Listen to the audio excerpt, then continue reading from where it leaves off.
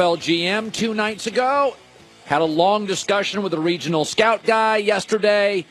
Players are moving down. Players are moving up. We'll have a new mock draft. Car shopping's confusing. A lot of terms. Dealer price, list price, invoice. Here's what's not confusing. TrueCar.com. Save $3,000 off MSRP. All right. Every year we go into a draft, and the draft's in a couple of weeks, and you know I'm into the draft.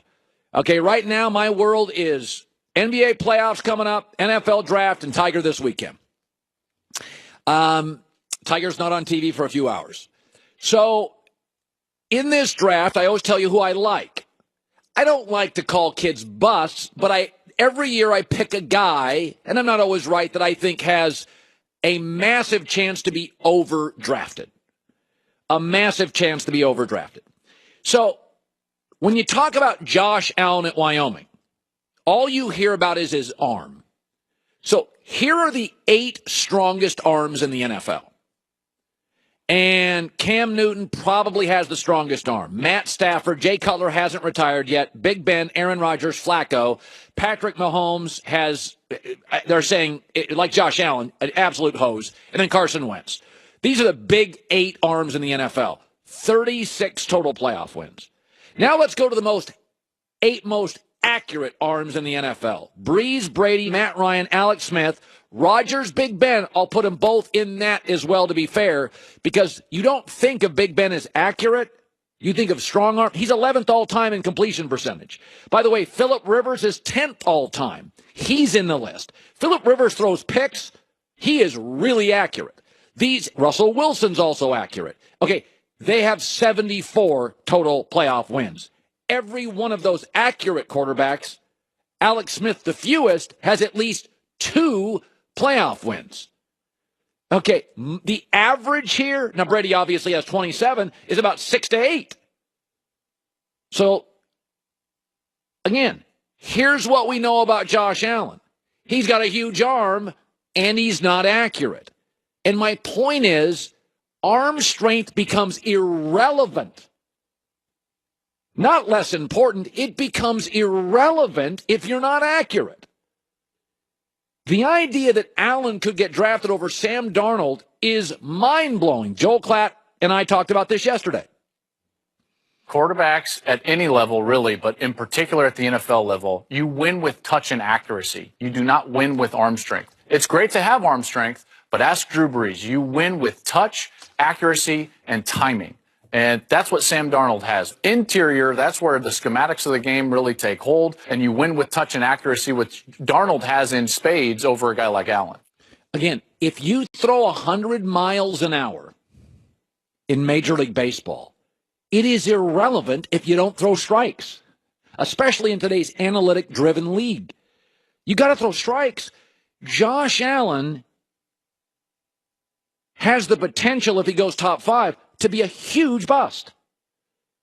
I mean, I can make a very compelling argument. He's Jamarcus Russell.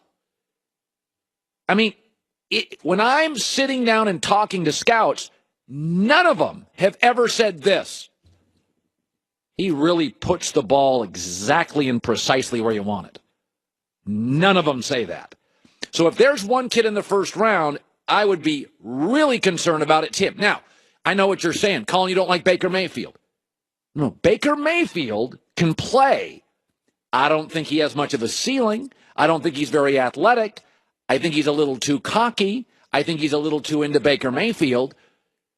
But I don't think he's going to come in this league and be Manziel, a disaster, or Tebow, can't make throws, or RG3 can't stay healthy and blow up a locker room. I don't think that. I just don't want to tie my franchise to Baker Mayfield's personality. I just think his ceiling is way lower than everybody said. People say, well, he's Russell Wilson. Not even close. Russell Wilson's the most athletic quarterback in the NFL in a decade. I don't think he's Drew Brees. He's the most accurate quarterback of my lifetime, even more than Brady. Pure accuracy, Brees number 1. Josh Allen, Wyoming, don't love it. Don't love him. Think it could be trouble. Mock draft, top of the hour. So Jerry Jones said something yesterday, which I think is interesting. Jerry Jones came out and said something which I believe absolutely to be true. Jerry Jones said, I think that if the gap is defined as them winning the Super Bowl, the Eagles, and us not getting to the playoffs, then we got to close that gap. But I think we should have been in the playoffs. We weren't. But I don't believe that us not being in the playoffs this past year is the size of the gap. What Jerry is saying is, there ain't that big of a gap between us and the Eagles. And Jerry Jones is right. Now, last year, John, I predicted 2 teams would make major improvements. Those teams were what, John? The Rams and the Panthers. And how did we do? They both made the playoffs. Yep, and I was mocked for both. Now, the Cowboys were 9-7. There are 2 teams in the NFL right now that have significantly better personnel than you give them credit for. If I say great roster, most of you say like Philadelphia, Houston Texans, Kansas City. We start Pittsburgh Steelers. We start lumping in these great rosters. If I say bad roster, we're like Colts, Browns, right? There are 2 teams in this league that went 9-7 last year. And they are absolutely among the best rosters in the NFL. But they don't make the playoffs, and so they don't go in that elite group that you want to bunch everybody in. Minnesota, Philadelphia, New Orleans, Pittsburgh, New England, Houston, Kansas City. Okay, the Cowboys and the Chargers.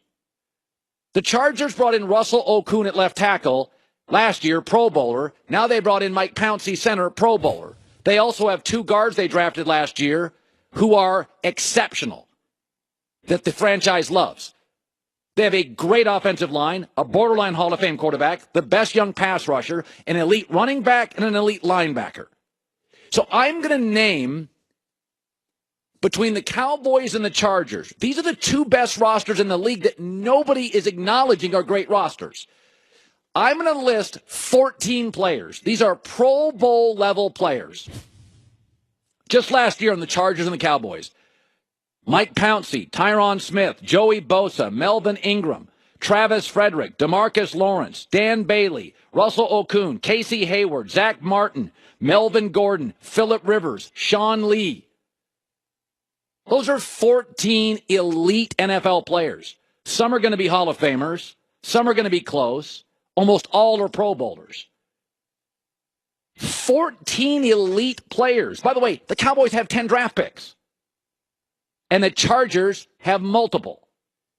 So when Jerry says, I don't think there's a big gap, he's right. Coming up. Huge. I'm not even going to tell you the sport. I'm not going to let you go to the internet. Huge breaking news. Wow. And my mock draft. Wow. All right, so Christine and I will talk. Oh, wow. Oh, man. Mm-hmm. Oh, man. It does not include Tiger. Oh, wow. Okay, that in my mock draft. Holy moly. Sea changer.